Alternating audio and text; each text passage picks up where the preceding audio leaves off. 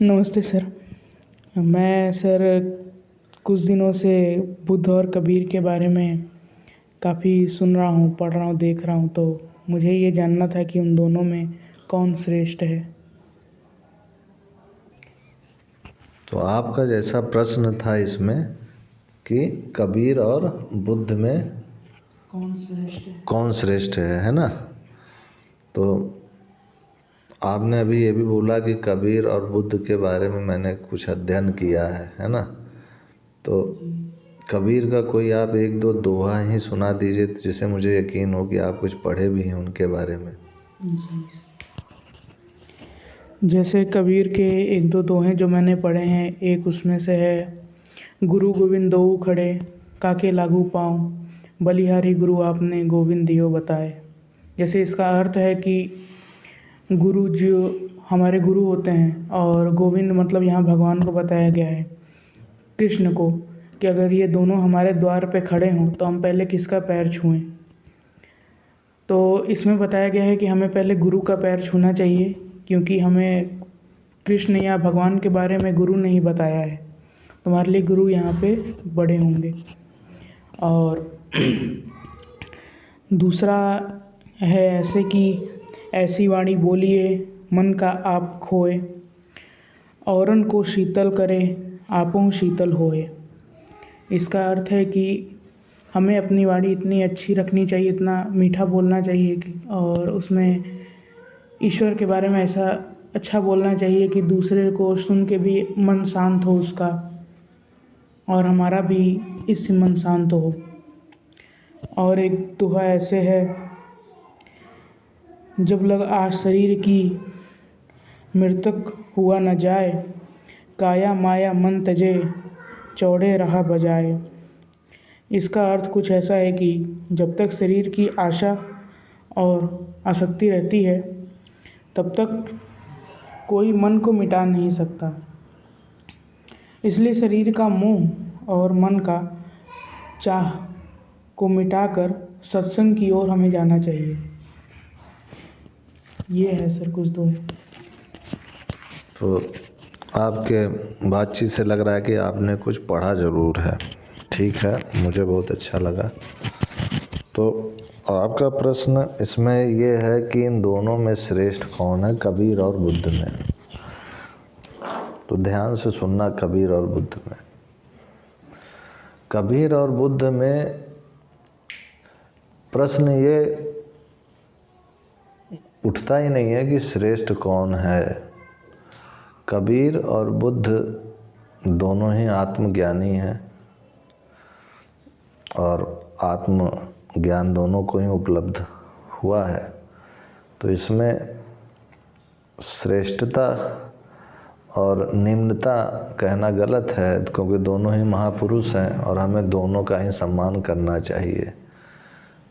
लेकिन बात करें अगर इनके प्रवेश की, इनके आर्थिक स्थिति की, तो कबीर जो है एक झोपड़पट्टी में पले बड़े आदमी, जिनकी स्थिति एकदम खाने पीने का भी अभाव है, और बुद्ध ऐसे घर में पैदा हुए जहाँ खाने पीने की तो बहुत दूर बात रही, जो मन में आया वो चीज़ खरीद सकते हैं, रह सकते हैं। ठीक है ना। तो इनके प्रवेश, जो इनका बचपन है, इन दोनों का ज़मीन आसमान का अंतर है। और जो उनको समय, उनके बचपन में जो उनकी आर्थिक स्थिति है, उस अनुसार अगर देखा जाए तो श्रेष्ठता और उच्चता में इन दोनों में प्रज्ञा किसकी प्रखर है, ये जरूर कहा जा सकता है। प्रज्ञा से तात्पर्य है विवेक। किसका प्रखर है? जो अमीर है, इमेजिन करो, जिसके पास सब कुछ संपत्ति है, खाने पीने की सब कुछ है, अगर वो फिर भी ईश्वर को नहीं पाना चाहता है तो उससे बड़ा कोई मूर्ख नहीं होगा। क्यों? क्यों नहीं होगा? क्योंकि उसके पास सब कुछ उपलब्ध है, सब कुछ साधन है, और वो देख रहा है कि इन साधनों में कुछ भी मज़ा नहीं है, कुछ भी सुख नहीं है, फिर भी वो उसी चीज़ में लिप्त है, तो उससे बड़ा मूर्ख कोई नहीं है। ठीक है? यानी जो अमीर है उसके पास पूरा का पूरा मौका है अपने आप को विश्लेषण करने का, और कि इन सारे जो भोग पदार्थ हैं इनसे मैं छुटकारा पा जाऊं, क्योंकि उसने उसको भोग लिया और देख लिया है कि इसमें कुछ भी सार नहीं है। ठीक है? फिर भी उसको भोगने की अगर इच्छा बनी हुई है, अमीर है, पैसे वाला है, फिर भी उसकी भोग की तृष्णा बनी हुई है, तो उससे बड़ा मूर्ख कोई नहीं होगा। क्यों? क्योंकि उसने अपनी प्रज्ञा का, अपने विवेक का अनादर किया है। ठीक है? दूसरी बात पे आते हैं हम, झोपड़पट्टी में रहने वाला। झोपड़पट्टी में रहने वाला अमीरों के जैसे उसके पास सामान नहीं है। ठीक है? तो वह दिन रात इसी चीज़ पे ललायित रहता है कि ये चीज़ मुझे मिल जाए, ये चीज़ मिल जाए, क्योंकि वो सोचता है कि ये चीज़ अमीरों के पास है, मेरे पास नहीं। अमीर देखो कितने ठाट बाट से जी रहे हैं, मौज कर रहे हैं। ऐसे कितने अमीर हैं जिनके पास पैसा है लेकिन सुख और शांति नहीं है। लेकिन वो ये सारी चीज़ें उसको तब तक नहीं समझ में आती है जब तक वो खुद नहीं, उसके पास पैसा हो जाता है और खुद वो इस चीज़ को नहीं अनुभव कर लेता है। इसलिए उसके पास, झोपड़पट्टी वाले के पास ना पैसा है, वो जीवन भर ललायित रहता है कि मेरे पास पैसा आता रहे, आ जाए, कहीं से आ जाए। इसलिए उसके पास विवेक और जो प्रज्ञा है उसकी एकदम अभाव हो जाती है। अपने विवेक की, अपने प्रज्ञा की वो कभी कदर नहीं कर पाता है। समझ पाए बात को? क्यों नहीं कदर कर पाता है? क्योंकि उसकी विवेक जगे भी तो कैसे जगे? वो सोचता है कि जो अमीरों के पास सुख साधन उपलब्ध हैं उसमें बहुत सुख है, वो मुझे भी उपलब्ध हो जाए तो मैं सुखी हूँ। अब उसके पास वो साधन पता नहीं होंगे कि नहीं, इसलिए वो कभी भी ईश्वर की ओर मुड़ना के चांसेस उसके लिए बहुत ही कम हो जाते हैं, क्योंकि वो ये सोचता रहता है कि पहले धन कमा लूँ, इकट्ठा कर लूँ, ये कर लूँ तो मेरा हो। लेकिन इस झोपड़पट्टी में रहने वाला एक शेर, जो कि हम लोग कबीर कहते हैं, जिनको कबीर दास जी है ना, वह, उसके पास ना पैसा है ना कुछ है, लेकिन फिर भी वो अनुमान लगा लिया कि संसार में बड़े से बड़े रईस लोगों के पास कोई सुख नहीं है, सुख केवल राम में है। उसने राम को वरीयता दे दी बिना भोगे किसी पदार्थ को। भाई पैसा था नहीं तो भोगेगा क्या? ऊंची से ऊंची वस्तु की उपलब्धि पैसे से ही होगी, और पैसा था नहीं। तो सोचो, बिना भोगे उसने अपना अनुमान लगा लिया। जैसे कहते नहीं है कि मैं जा रहा था, मैंने अपने दोस्त को बर्बाद होते देखा तो मैं सतर्क हो गया। तो तुम्हारा विवेक बहुत तेज था ना, कि तुमने अपने दोस्त को बर्बाद होते देखा तो छोड़ दिया। डॉक्टर कह रहा है ये चीज़ खाओ, ये चीज़ ना खाओ, फिर भी जीभ के स्वाद के लिए तुम्हारे पिताजी हैं मिर्चा उर्चा खा रहे हैं, और उनको बवासीर रोग भी है, जीभ के लिए ना। जबकि वो देख रहे हैं, अपने बेटियों को भी वो देख रहे हैं साथ में कि उनको भी तबीयत ख़राब है, बवासीर जैसा रोग पकड़ लिया है, फिर भी वो मिर्चा छोड़ ही नहीं रहे हैं। इसका मतलब क्या हुआ? अपने विवेक का अनादर हो गया, मतलब भोग की आसक्ति हो गई एकदम। जबकि वो खा रहे हैं, पैसा भी है, उपलब्धि भी है, फिर भी नहीं छोड़ पा रहे हैं। और एक तरफ कोई और है जिसके पास ये ना हो, उसे भी खाने की इच्छा हो, मिर्च मसाला दमादम खूब स्वादिष्ट व्यंजन, लेकिन वो तुम्हारे पिताजी से मिला और उनकी ये हालत देखी खा करके, इनके ये रोग हो गया। और उसने, भले उसके पास पैसा नहीं था और आशा थी कि पैसा होगा तो ये सब मैं भी खाऊंगा, लेकिन उसने क्या किया? उनको देखते ही छोड़ दिया, सचेत हो गया। तो ये क्या हुआ? इसकी विवेक बहुत प्रखर थी। यानी जो अमीर है उसके पास भरपूर मौका है, भरपूर है कि वो ईश्वर की ओर संभावना है, मुड़ेगा। लेकिन अगर वो नहीं मुड़ता है, वो ईश्वर को नहीं पाना चाहता है, तो समझ जाओ कि उसने जीवन को सच्चे ढंग से नहीं जिया है, उसने जीवन का कदर नहीं किया है। तो बुद्ध थे उनमें से एक। बुद्ध के पास सारी चीज़ें उपलब्ध थीं, इतनी सारी चीज़ें उपलब्ध थीं कि जो भी वो मांगते वो उनके पास हाजिर हो जाता। दास दासियाँ सब थे उपलब्ध, ठीक है ना। जौन सी सुंदरी इलाके की पसंद हो वो उनके लिए नाच गाने के लिए आ जाए, सब कुछ व्यवस्था थी, उनके बाप ने कर रखी थी। ये सब होते हुए उन्होंने देखा कि संसार में कोई सुख नहीं है, मैं ये भी भोग के देख लिया, ये भी करके देख लिया, इसमें क्या मज़ा है। वही लड़कियों का नाच गान, वही रात में इनके साथ सोना उठना बैठना देखना, क्या है इनमें, कुछ भी तो नहीं है। उन्होंने ये सब अपनी आँखों से देख लिया है, तो उनकी विवेक जगना स्वाभाविक है, क्योंकि उन्होंने बहुत सारे दुख तकलीफ जो भी भोग पदार्थ से मिलने वाले होते हैं देख लिए थे। लेकिन एक गरीब घर में पले जो कबीर जी हैं, उनके पास ये सब देखने के लिए, वो अनुभव के लिए उनके पास उतना पैसा ही नहीं है कि वो ये सब भोगें और अनुभव करें। फिर भी उन्होंने अपने विवेक की कदर की। तो मैं इन दोनों में ये नहीं बताना चाह रहा हूँ कि कौन श्रेष्ठ है कौन नहीं है, मैं बस अंतर बताना चाह रहा हूँ कि इन दोनों के परिवेश में कौन कैसे जिया है और किसने कितने हद तक अपने विवेक का आदर किया है। तो जो गरीब घर में पला बड़ा है, उसके पास ये सब चीज़ों की संभावना नहीं है, फिर भी वो अपने विवेक का आदर किया।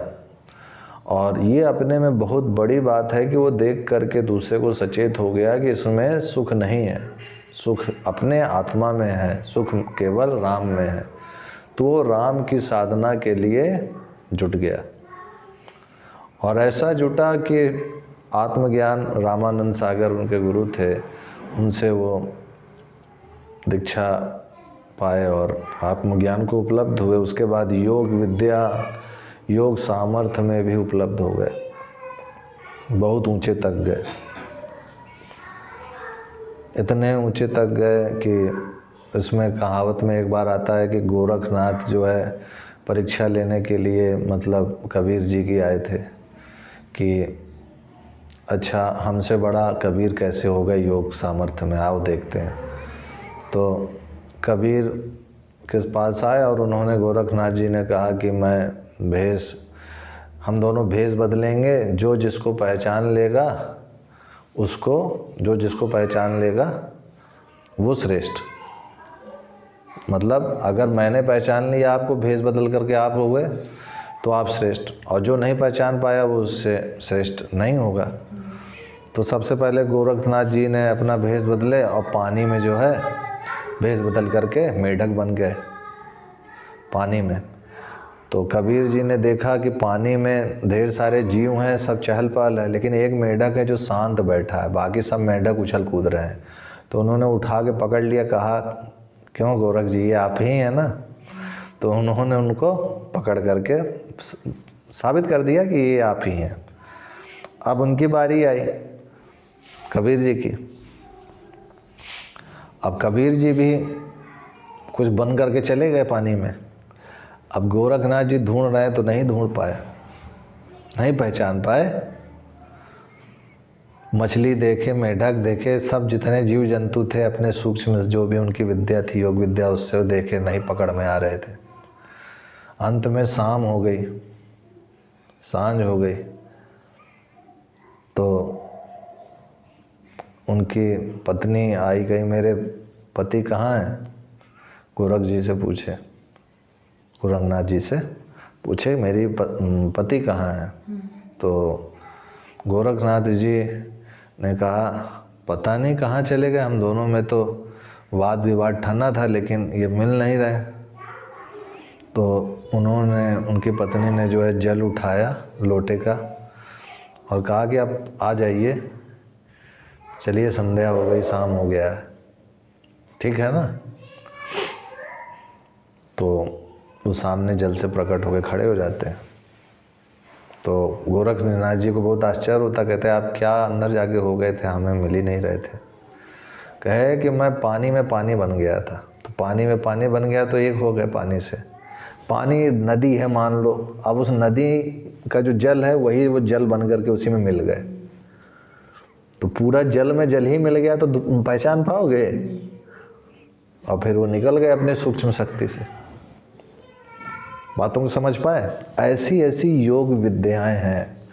और आज भारत में, मैंने अभी बोला था आपसे शुरुआत में कि भारत में योग विद्या, ब्रह्म विद्या की कमी होती जा रही। ब्रह्म विद्या के बन करने वाले लोग तो बढ़ते जा रहे हैं, आडंबर और ये सब बोलते तो जा रहे हैं, लेकिन ब्रह्म विद्या और योग विद्या उनके जीवन में नहीं है।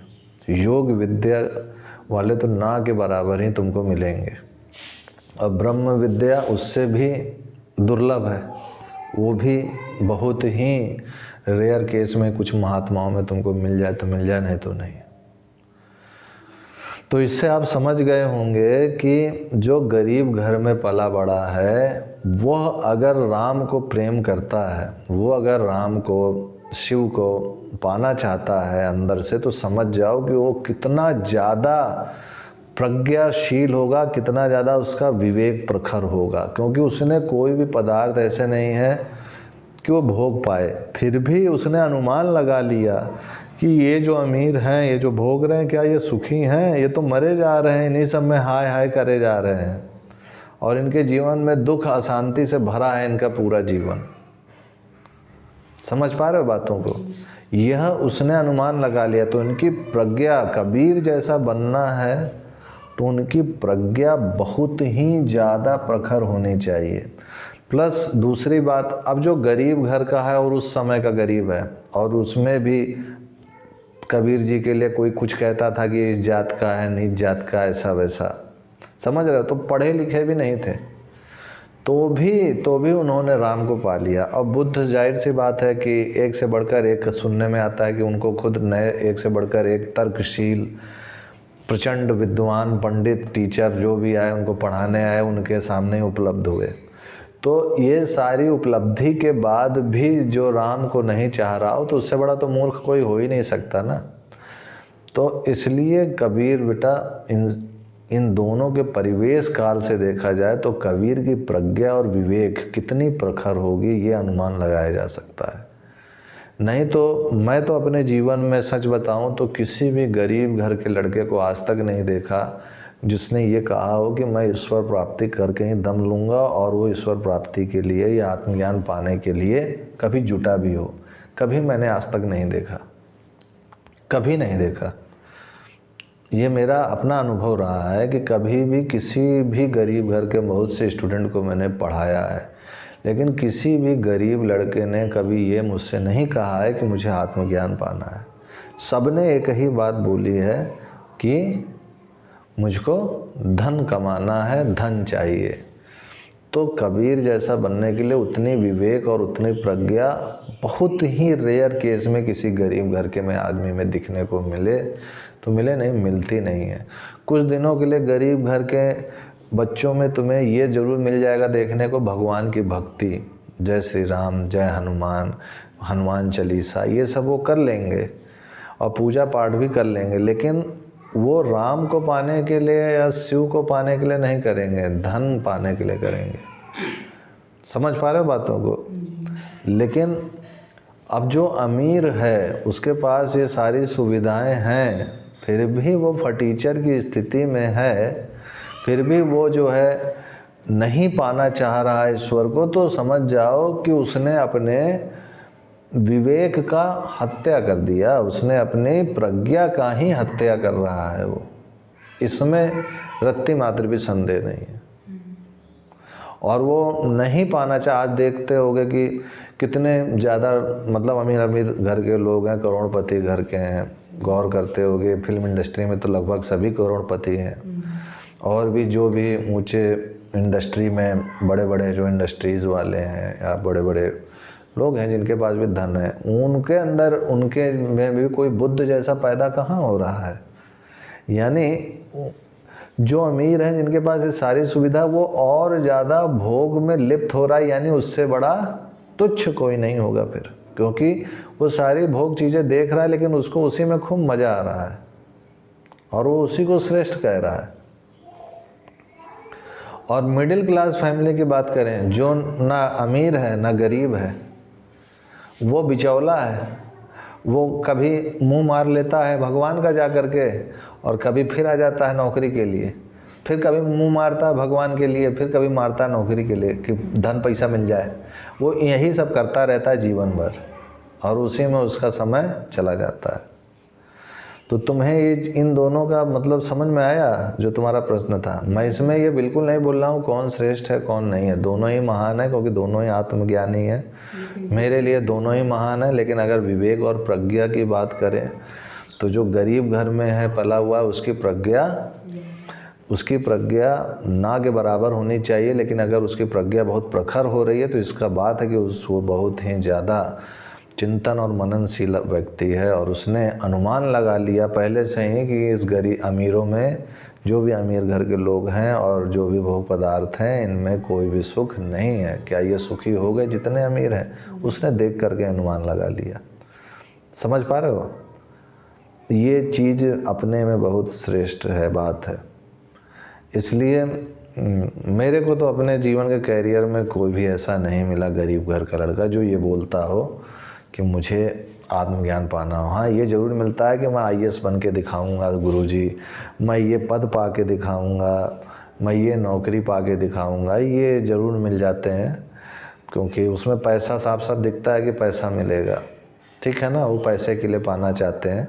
तो गरीब घर का कोई भी लड़का, तुम चाहे YouTube में देख लो, चाहे किसी भी चीज़ में देख लो, वो IAS PCS बनते हुए दिखेंगे और ये सब चीज़ें दिखाएंगे सबकी, देखिए IAS PCS गरीब घर का लड़का था और ये बन गया। लेकिन कहीं ये नहीं दिखेगा कि गरीब घर का लड़का था, उसने आत्मज्ञान पा लिया है और वो योग विद्या की भी प्राप्ति कर लिया है। कुछ ऐसा नहीं दिखाया जाता है, और है ही नहीं तो दिखाएंगे क्या। और जो अमीर घर के हैं वो भी आज के समय में ढक के पाँच हो गए हैं, कहते हैं ढक के पाँच हो गए एकदम। ये इसकी वास्तविक स्थिति है आज। तो तुम्हें ये चीज़ समझ में आया? कोई और डाउट हो तो बताओ।